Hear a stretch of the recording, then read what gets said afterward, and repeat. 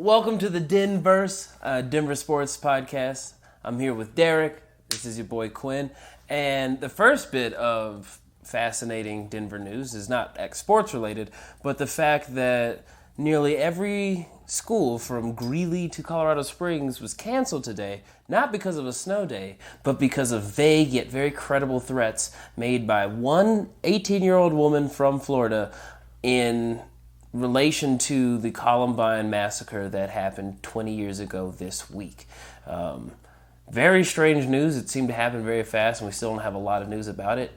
She was reported dead at the base of Mount Evans several hours ago. But with all that information, there's so much more to the story that we have no idea. And it really does. I mean, as we talk about sports, it's really hard to get through your day without like this being a big part of it. And I think that that's sort of where we are when we talk about sports, is like we acknowledge that sports are a part of people's lives, but also this escape from people's lives. And it's hard to really balance those two when you think about like how this affects our lives. And then we're very invested in two playoff series with the Avs and the Nuggets that like have consumed our lives. Yeah, I mean, I went to bed last night watching a recap of a game I was actually at. Only then to be interrupted by several text messages from different coworkers who work in schools, and then the DPS and APS systems letting us know that there's no school tomorrow. And for DPS, they've had multiple snow days and a strike, and then this. Like, these kids just have every reason you could ever miss school. Yeah, every reason. This was like the last one that you could think of, but as you were talking earlier, like 20 years ago, Columbine was like one of those first moments that really kind of shifted the role of like a community when it comes to tragedies, but then specifically sports, and realizing that sports is part of a bigger thing. And I think for me, I mean, you know, my real introduction to a lot of sports was in elementary school, like the PE, where you just have all kinds of different sports. And being able to play outside and recess and like that connection to like your roots of sports outside of any sort of organized thing. And today I went by my old elementary school, which is by Wash Park, where I go and walk a lot. And, you know, there was no one there because school was canceled. And I remember, the thing I remember most about Columbine is we weren't allowed to go outside and no one would tell us why. And that feeling and those conversations that, you know, I remember having with my family, and now people having to have that conversation again, you can never be that far away from that conversation anymore. And I think that is really hard, and also just like a reality of our lives. Dude, yeah, that point kind of left me shook, thinking like there might be a few kids today who lost a bit of their innocence when getting to celebrate like no school, but it's like it's not snowing, why don't we have school? And then having to have an adult probably awkwardly and cautiously tell them about the fact that people might want to hurt kids. But luckily, no one harmed. It seemed as if this is a woman who just desperately needed help. Unfortunately, she wasn't able to get it, but again, sparks a larger conversation. The fact is, sports is life, and sports is a part of politics, and so we'll leave that for more qualified folks. And just real quick, two things sort of related to Columbine. Frank DeAngelis, the principal, just wrote a book with Terry Fry, the great sports writer, that just came out. So I'd highly recommend that. I believe it's called They Call Me Mr. D. And a guy that I know through producing, he used to produce the Rockies broadcast, Mike Rotolo, is working on a documentary about the Columbine football team and the fall after that's going to come out this fall. So I'm excited for that. But I think both of those in a lot of ways focus on both the people affected and the people who are no longer with us. And that's really like the remembrance of Columbine that I think we all need in this time.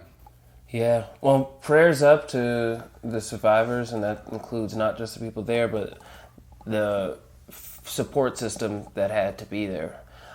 Amazing, dude. We ain't as young as we used to be. 20 years. All right, let's go on to other sports. To the crux of our meeting today, the Pepsi Center. The old can is just popping off recently. Today will mark the third night in a row that playoff sports is happening there. The 8th seed Colorado Avalanche have a 2-1 lead over the 1 seed Calgary Flames. And tonight, second home game for the Avs. What are your predictions, Derek? Or actually, how are you feeling about our Avs right now? I think that it is weird. The Avs in their early career were so good, so dominant, 2 Stanley Cups, a half dozen Western Conference Finals, and they haven't been good in years. And this is their game Tuesday night was the best game in the playoffs they have played in probably at least a decade, probably 15 years. Oh. And that was really interesting to see. I think that been in a lot of playoff series, I find the 7-game series really fascinating because every game the narrative shifts, and the Avs being up 2-1, being the road team, not only do they have home ice advantage because all they have to do is win their home games and they win the series at this point, but they also, if they win tonight, they have 3 chances to get that one more game, and the 3-1 lead is just so much bigger, and so that's very exciting. At the same time, if it gets back to 2-2, it's just a best of 3, and the Avs have to go to 2 of those on the road. And so all of that is sort of playing around, and just one game makes such a big difference in the way things are going in a 7-game series. Well, so watching them on Tuesday night, they look like a team that is unbeatable, that everyone was firing at all cylinders, and especially Nate McKinnon seemed to be playing with the knowledge that he is the best person on the ice at any given point, and that the supporting cast is the best supporting cast at any given point. How possibly can they lose if they looked that good the other night? Well, I think the first thing is if they get too confident, that's a really big problem. The other thing is Calgary's best players have not played well. Johnny Gaudreau, Johnny Hockey, who is the second best player in the series, hasn't really done anything. The Flames have not looked good at even strength. A lot of their goals have come on the power play, and they have been outplayed for at least 2 full games. The game that the Avs won, Game 2, that they won in overtime, the Flames were outplayed. The Avs had 84 shot opportunities in that game. They only had 80 in this last one, even though they managed 56 shots, which tied an NHL record for most shots in regulation. Wow. They also were... it was at least even, if not advantage Avs for the first half of Game 1. So Calgary really can only point to half a game where they were the dominant team, and they were the number 1 seed in the Western Conference.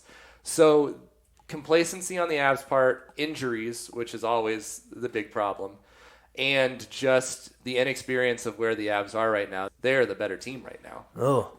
And in part, one of I saw on, Avs Twitter and Avs Reddit that grown men were getting chills watching the new, hopefully, phenom that we got, Cale Makar. How does that work? How does a dude who was just in college hop onto the ice and then make a significant presence? Well, one thing is Cale just has skills that you don't see really anywhere. They transcend the game. He's so fast. His passes, I don't know how much you saw of this, but he was making passes like Jokic makes passes, where he was making no-look passes, and the guys weren't there because they don't know him, but that's the ability. McKinnon said on Makar's goal that Makar called for a drop pass in his first NHL game where he was just drop it back to me, and then scored that goal. So he understands the game of hockey. He sees the game of hockey differently and can score. The other thing is everyone kind of knew he shouldn't have been in college hockey this last year. He was good enough to play in the pros from day one. If he had not gone back to UMass, he would have been on the Avs roster at Game 1. And so he just got a whole extra year of development, and it was their secret weapon that they were hiding. But no one could have expected as good of a game as he had. Really, he had a couple stumbles in the second period, but otherwise had some takeaways, played very well in his own zone, and helped on the offensive end. So and his presence immediately took away the sting of getting the 4th pick in a draft that the Avs clearly should have gotten the first. So it was really cool to see. I think Mikko Rantanen also got 2 assists. All the guys that you want to show up showed up with a big surprise in Makar. So the key to tonight is what exactly? Now they have the home ice advantage. They have the confidence and some role players, solid role players. What is the key to a win? I think just applying the pressure, just keeping up the fast pace. not only has McKinnon, Rantanen, and Landeskog played well, some of the depth forwards have played really well. Jost has been incredible. He hasn't scored yet, but he looks like the guy the Avs thought they were getting 2 years ago when he came up at the end of his season from one of the North Dakota State maybe. And so that's really exciting to see. Kerfoot has helped a lot on that top line. So those guys can keep doing that, and the Avs can play well defensively. Grubauer made a lot of good saves, but two Avs Landeskog and Ian Cole both took pucks to the head to stop goals in that game the other night. So they need to work on positioning a little bit, but really it's just about not playing into the Flames game. The Flames tried to start a lot of stuff in that game. The Avs held their edge. 6 players got kicked out at the end of that game. When we say start stuff, they were like picking fights. Yeah, picking fights. And the best part was when Landeskog and Matthew Tkachuk went at it, and Tkachuk was just throwing all these sucker punches while Landeskog was on the ice, and they cut to Keith Tkachuk, great NHL future Hall of Fame defenseman, and he's just shaking his head at his son's antics on the ice. Like, that's how bad Tkachuk has played, that his father was embarrassed to see him. Well, it's not quite as embarrassing as the dude who got the pleasure of being knocked out by Alexander Ovechkin. But, I mean, that's playoff hockey. Like, there's an assumption that, like, bows are going to be thrown, especially if you're the 1 seed losing in a really important game. Not quite as bad as the Lightning, though. Actually, like, real quick, for those who don't know, what happened to the Tampa Bay Lightning? Well, according to their coach, they had no adversity all year, and they couldn't deal with it once they got to the playoffs. So that guy's probably not going to have a job much longer. But they had a 127-point season. To put that in perspective, when the Avs won the West a couple of years ago, they had 116 points. So it was 10 points better than that. I think it was close to 20 points better than what Calgary had. Like, they were dominant as the best team. And they couldn't get it together. They had a couple key injuries and just fell apart. At the same time, the Blue Jackets are one of those sneaky teams like the Avs that played well late. Like, they had to play well to get into the playoffs. Mm-hmm. And sort of how it works, in the NFL, it's not who has the best season, it's who's hot late. That's sort of what Columbus did, and that's what the Avs are trying to do. And so they swept Tampa Bay in 4th games, one of the worst collapses in hockey, at least. Kind of comparison, Tiger Woods just had, like, the greatest comeback in recent sports history, and the Lightning had just the worst collapse in recent sports history. Well, and even worse, Columbus, I'm pretty sure Columbus was the only team that has never made it to the second round of the NHL playoffs. I would really have to think about it to think who else could even be in that category. Wow. And they'd never won 3 games. Last year they won 2 games against Washington and then got swept the rest of the way, lost 4 in a row. That was the best they'd ever done before that. So they don't have no history of winning. And they traded a bunch of guys. They pulled a Hail Mary at the trade deadline, traded for a bunch of guys like Matt Duchene, and are like sort of like, we're going all in this year and not caring about the future at all. And it was one hell of a gamble that it's worked thus far? Yeah. Like, they've already overachieved, clearly. Yeah, they have. And, I mean, it's sort of the reverse Avalanche, where the Avs did almost nothing at the trade deadline. They're playing for the future. The Blue Jackets are playing for now. They need it to work now.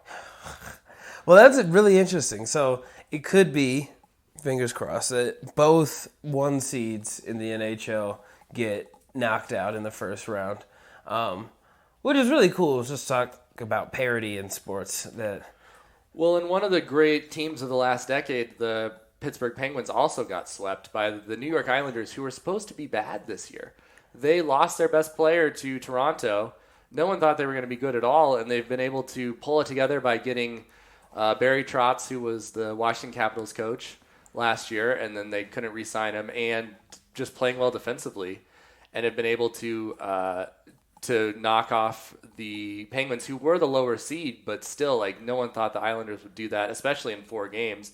And then looking at the other series, San Jose's down 3-1, and they're the 2 seed in the Avs region. Vegas is up 2-1 on them, or 3-1 on them. So if the Avs win, it looks like they're going to be playing Vegas most likely in the second round. Oh, that'll be exciting. Yeah. Especially for all the Vegas fans who live in Denver that came out of nowhere. Yeah, exactly. Well, and the cheap flights to Vegas, there'll be a lot of Avs fans out there. Oh, yeah, totally. So. Is this a year where the Maple Leafs are going to get past the Bruins? They're up 2-1 right now. I think we talked about this before, but those are the second and third best teams in the Eastern Conference. And now their path has gotten a lot easier because Columbus knocked off Tampa Bay. I guess the Capitals are also up there in that distinction as the best East teams. But it's going to be a rough series still. Toronto leads, and they have now taken the home ice advantage. They have another game at home. Sort of like the Avs. So it'll be interesting to see what happens there. Oh, cool. Well, this is a great time to hop on the Avs bandwagon first and foremost, but to make yourself look like you know things, just talk about how the Lightning blew the greatest, one of the greatest seasons ever to get swept by an 8 seed. And a lot of Penguins and Lightnings fans are jumping on the Avs bandwagon, which old-time hockey fans from like 20 years ago cannot believe that anyone would be like, the Avs are an underdog team. It's like, no, they're like a dominant team. They didn't deserve to have all the success they did, and now they're the underdog story, which is kind of fun. Oh, good. It's good company. The bandwagon will be open, I will say, for another 4 hours until the game starts, and in which case you have to have your allegiances locked in. And if somehow the Avs lose, then anyone can get back on. Yeah, exactly. All right, let's talk about the Nuggets. So the Nuggets were able to tie up their series last night against the San Antonio Spurs. They were down early, and then it took a lot of effort. Jamal Murray, in particular, started off the game terrible, only scored 2 points until the end of the game in the fourth quarter when he was able to score 23 points and lead the team to victory. But for the most part, it's such a psychological thing. And it really just seems like Jamal Murray looked up at the scoreboard and was like, okay, I guess I'll play like a star now. And then he just, every shot he took, he made, and you could see, it's so cool that he has a nickname. I feel like the Nuggets for so long just have not had any like cool personalities, but like the Blue Arrow like got his like power up or whatever, and then just started firing away and single-handedly brought that game back. We always knew it was going to be tough. There's a lot of the outsider conversation about the Nuggets is that they're pretend contenders. And in the last month of the season, of course, I'm never going to talk bad about my team, but I was preparing my heart for being let down, especially against the Spurs. Greg Popovich is the scariest coach on earth outside of Bill Belichick. And he's only not number one because he's actually likable if you're not playing him. So for the Nuggets to face adversity twice now, they just barely lost game one, kind of in a similar fashion where they just like decided not to hit shots for a good long while. I think there's hope in that the Spurs haven't played that much better than the Nuggets. The Nuggets just haven't played great.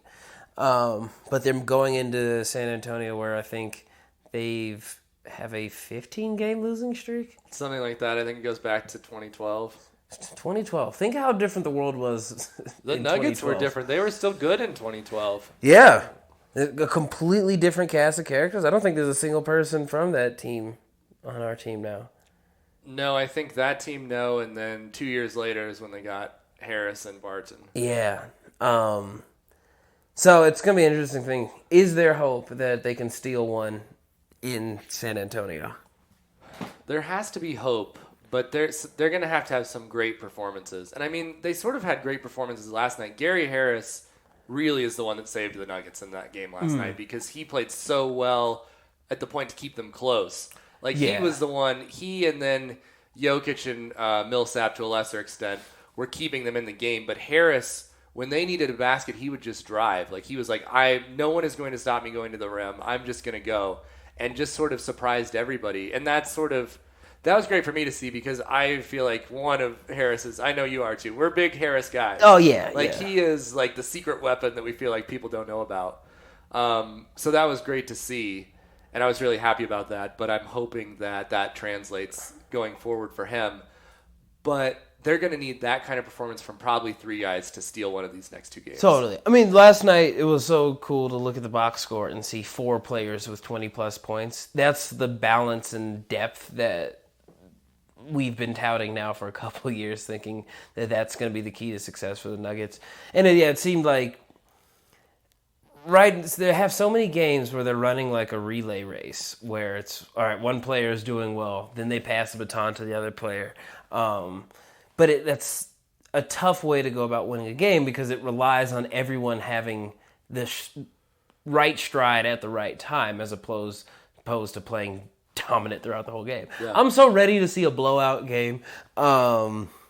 You might see one, but I'm not sure you're going to like it. Well, I remember looking at the mountains earlier yesterday. It's like, oh, it's basketball day in Denver. It'd be so cool to see a blowout. And then fast forward to the second quarter, watching them down by 19 points. It's like, yeah, this is what I get. Here's what I get for having hope. But one really interesting thing that I think has really punctuated what was otherwise a great win and performance by Murray is that the Denver crowd, as young and as unexperienced as we are with playoff basketball, was not a great crowd at all in several ways. Yeah. First of all, there was no energy going into the start of that game. It was dead in that building. And I think some of that was nerves. I think people were nervous. But there were, it was half empty at tip-off. And it did get full, but it took forever. Yeah. And it's not like it was a 6 o'clock game. It was a 7 o'clock game. People had time to get there. Yeah. And I think, I remember walking in and I was like, oh, so not T-shirts this time, we get towels. Game one was super hype. They had towels and these cool light-up wristbands. And I understand there's a production budget that they have to keep in mind. They blew it on those wristbands, which were cool because I saw them for the Avs game. They were great. The wristbands should be a staple. Yeah, I was kind of mad. I was watching the Portland OKC game, and I saw little lights flashing in the stands. I was like, oh, damn it, this wasn't original. But, yeah, I think, there's so much, the production of, the stadium crew plays into it. But the crowd was dead, and then a lot of Nuggets Twitter and Reddit were blowing up over the fact that the crowd booed the players. They were down by 19. I am a staunch supporter of my team, but I will admit I let out some sounds that could be mistaken for boos. They weren't, but it was close. But specifically, a lot of that ire drew on one player who is infamous amongst the Nuggets faithful, which is Will Barton, who had a just awful shooting game.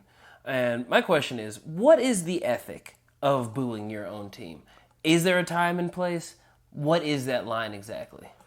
I really think the only time that it is appropriate is when you feel like they're not giving the effort they should be giving. That is when it feels like there's at least some area where you feel like you should be allowed to boo them. I think that in Barton's case, it was clearly not an effort problem. It wasn't that he was... I think people were booing because he needed to be out of the game. And this is a different problem where Malone had him in the game for too long. And that's why I feel like Malone should have known, I got to get him out of there. He looks just awful. And we talked about it. We met up at the end of the first half, and we said...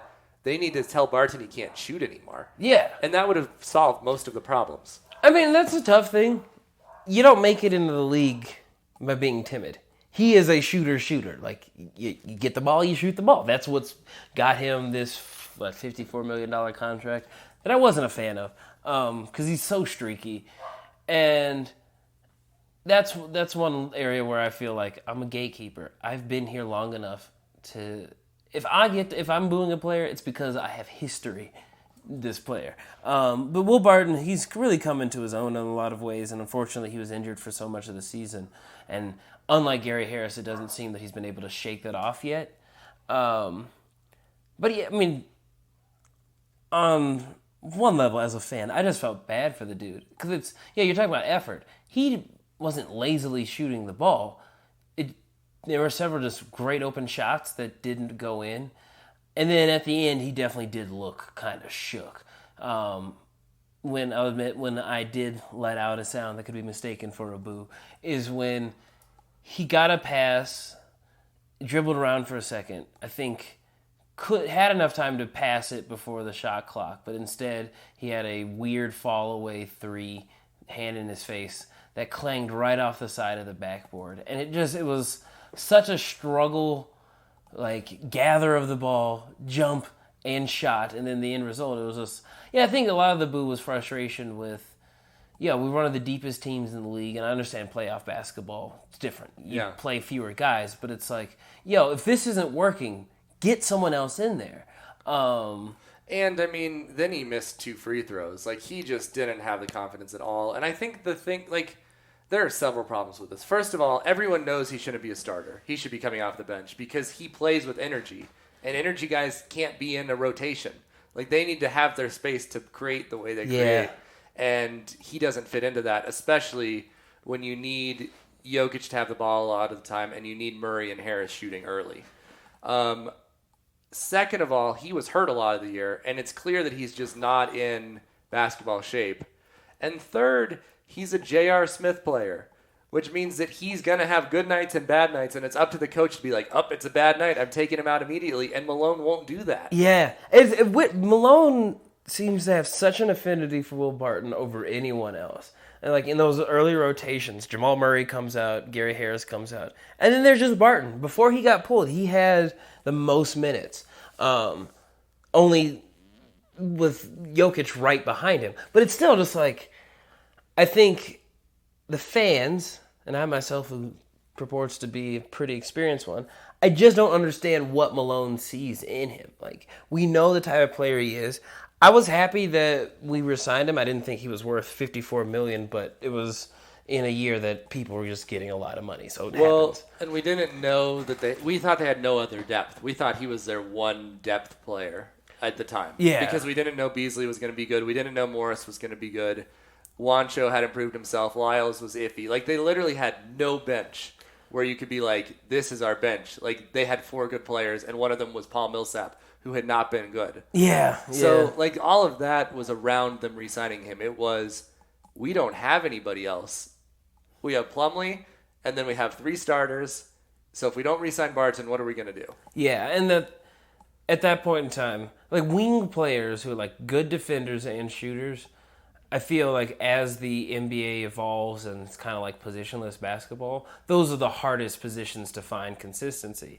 And with Will, he's now one of the most tenured players on the team, and there's reports that he took a team-friendly deal to stay with the team. So I appreciate that in that consistency. I can't recall how many seasons that the starting lineup one year was different than the starting lineup the next year.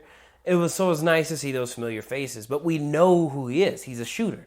He's a slasher shooter, can play good defense because he's long and has a motor, but he's, of all of our starters, he's the guy I feel is like the least deserving to definitely be a starter, but it seems that Malone wants him in that lineup so much, and the Nuggets were most successful, like when they were like the miracle team, was when he was hurt, and then you had other guys step up, and even in the game against Portland where none of the starters played, like in that case, Juancho, Lyles, they all stepped up more so than we had seen previously. And so it's make or break at this point. You're in the playoffs. You have a small chance to make it past the Spurs in San Antonio. I just want to see that they're trying different things. And I think that's where a lot of the bullying came from, was like a frustration of complacency. And I mean, this is a huge test for Malone, bigger than the Isaiah Thomas thing, because it's clear that Barton shouldn't be in the starting lineup. They can put Craig there, which is what I think they should do. They can put Beasley there. They can put Morris there. Barton is your 4th option at that position at this point to start the game. And especially after their comments, and I agree with Jokic, I agree with Malone, you probably shouldn't boo a guy like that when he's down. I don't think it was his fault. I think there's a lot more going on. I don't think he's right mentally, or at least basketball shape. And then he wasn't right mentally after the basketball shape thing. But